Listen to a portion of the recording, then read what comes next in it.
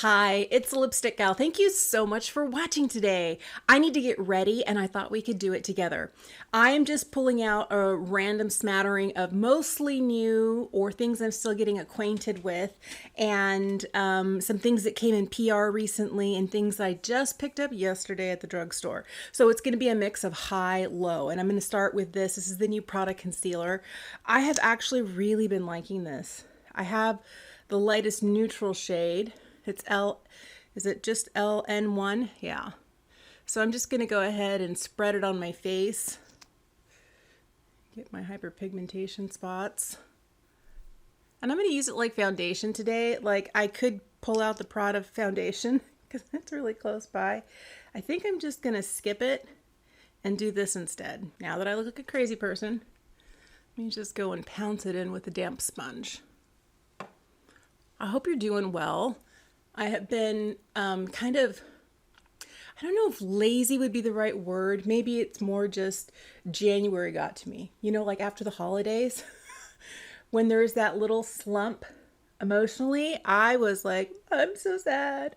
And it's hard. I mean, I had a good month in January. My birthday's in January, so it's always something to look forward to. And I spent some time with some great people. But there's just that midwinter slump. And for sure, I have been dealing with that. Definitely a lot of gray where I live, very little sunshine. Anytime the sun is out, I do what my doctor always recommends. He's like, chase the sunshine. So anytime the sunshine is out, go be outside in the sunshine. Or if you know it's not where you are, drive to where the sunshine is, chase it out. And it always feels so good when I do. Yeah.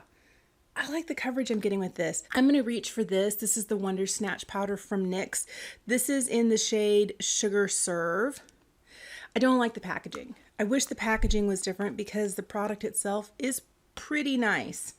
I'm going to take a smallish puff here. Just kind of pick some up. Pounce it in the palm of my hand so I don't have too much because I don't want my under eyes to look too dry and too powdery. Winters are a little harder for me because I deal with chronic pain. I've dealt with chronic pain for, oh my goodness, 21 years now, where I'm in pain all the time, and it just never goes away. So that's exhausting, and so much chronic pain leads to depression. And then you add to that the gray skies in January, and it's really just like, oh my goodness, am I going to make it? Am I going to survive? And January and February are always the most difficult months of the year for me. I think I'm going to pull in a powder brush here. Look at how big this powder brush is. I don't know that it's going to fit in here. Not really. Oh, that's what I don't like about this teeny tiny little package here. I feel like the powder's nice. You're not getting a ton in here. I don't know that I would purchase this again. Is the product okay? Yes, it's a good product, but you're not getting a ton. And then there is that snafu with the packaging where it's so tiny that getting a powder brush or a powder puff in there is kind of like, you have to really like scrunch it up and try and see if you can make it fit. So I don't know. I don't know that it's worth it personally. There's a couple of, points of pain with it, but that's all right. All right, so one of the new things I picked up, I saw when I went to pick up one of the new Milani blushes, I saw they had bronzers, but my shade was out of stock, as was my shade of highlight. So now I have all three, blush, bronzer, and highlight from Milani. These are the new reformulations, and I can't wait to dig in and see what they're like. I'm just gonna grab a clean brush and, oh wow, look at the pigment. Okay, we do not want to overdo this. This right here is the lightest shade in 01 Amalfi Glow. I think this is my perfect, especially winter shade, where I'm now at the lightest I've been for months. There hasn't been a ton of sunshine, and so yeah, I have faded down to about as pale as I get. What I've been dealing with in the last couple of years that's kind of kept me from being even more fair is hyperpigmentation on my face. I was using what is it? A laser, an at-home laser. I forget what it's called, but I'll insert it for you right here. And it was doing really great things for collagen, but the heat was triggering my melasma. And I feel like I just have unnecessary brown spots all over my face. Like I have patches of it right in through here, right across the tops of my cheekbones. This hyperpigmentation spot got worse. So I was a little disappointed to discover that. I have been loving the Milani blushes. Oh my goodness. I only have this one shade in Luminoso, but I've been thinking about going back and getting another shade. Really, really do like this. How soft it is. It's like the perfect shade for me this time of year. And then to top it off, the lightest highlight. This is 01 Dolce Perla. Let's see. Ooh, that's pretty. It's kind of subtle, and I like that she's a little on the subtle side. Okay. Ooh, very pretty. Very pretty. I'm going to take a minute to buff it in so that it looks as skin-like as possible. I don't want it to look powdery on the surface of my skin. That is one of my pet peeves with powder highlights, and I get that less with baked powders. And I know these are all baked here, but they're any powder product that sits on my face, I'm always trying to make sure that I take the time to buff it in. Well, that's really lovely. I like that. Let me take an up close look. My ×5 mirror. It's bringing out a little bit of texture, a little bit. Let's see if that gets helped by a little like hydrating setting spray at the end where we can kind of melt everything in together. For eyes today, I'm going to reach into this. This is from Viseart. This is not new, but it's new to me. It's the Lilas Lumiere. Looks like this. And I have been loving this palette. I use this palette so much in January, even just for simple everyday looks. So I'm going to reach into this kind of taupey brown shade right up in here and give myself a little bit in the transition area. I am so looking forward to spring. Spring is my favorite season of the year. And I feel like February is kind of like that moment like where you're holding your breath. Are we going to get more winter or are we going to get more spring? And it looks like, I don't know if you believe in the whole groundhog Punxsutawney Phil situation. I'm done with winter officially, but winter may not be done with us. I did not see what the groundhog prognosticated for this year, but hey, we'll have to see. And you know, Rodin doesn't always get it right. That's the good news. I'm going to take some of this color right here. It's a little bit deeper, a little bit darker, and hit the outside corner. I'm just tapping this in. And then I'm going to take what's left on the brush and just hit right on the lower lash line. I don't want a lot of color here. I just want a little smudge. I'm dipping into this shade right here with my finger. It's really rather lovely. And I'm just going to tap this over the bulk of the lid. And then I'm going to go into this light pink right here. And I'm going to pick this up on a brush and just hit that inner third of the lid and the inside corner. For eyeliner today, I'm using something new from Maybelline. This right here is the sculpting stick. It's a really interestingly shaped eyeliner where it comes out of the tube at an angle. It's very, very thin, and it's supposed to be able to lay down like a really, really precise line. So I'm going to try and get this as close to the lash line as possible and just pull. I have it in the brown shade. Oh, I like it. It glides really easily. It's been a while since I've liked a drugstore eyeliner. The other thing it has on the other end is a little angled brush. We'll see if we can use this to pull a little bit of a wing up. Yeah, great. I like the way the eyeliner turned out. I feel like I can't keep going unless I put on some eyebrows. Hang on a second, I'll be right back. One thing I have been wanting to try and I finally found a mini size of is new from Lancome. This is their Lashy Dull Curl Goddess Mascara. So the brush has a little bit of a twist to it. It's like somebody held it right at the tip and then continued to twist it so that we have this gentle twist in through here, which is supposed to be good for separation. We'll see. You know what? I haven't curled my lashes. Hold, please. So this is supposed to be a fast setting volume and curl mascara. So since it's supposed to be fast setting, I think I'm just going to keep swiping on this eye until I get to where I like the way that it looks. And I won't come back for a second. At this point, I don't know how many coats there are, but you know, a second layer. Wow. Got a little bit of mascara on my eyelid, but I'm liking the way this mascara is kind of going on. I think it's really pretty.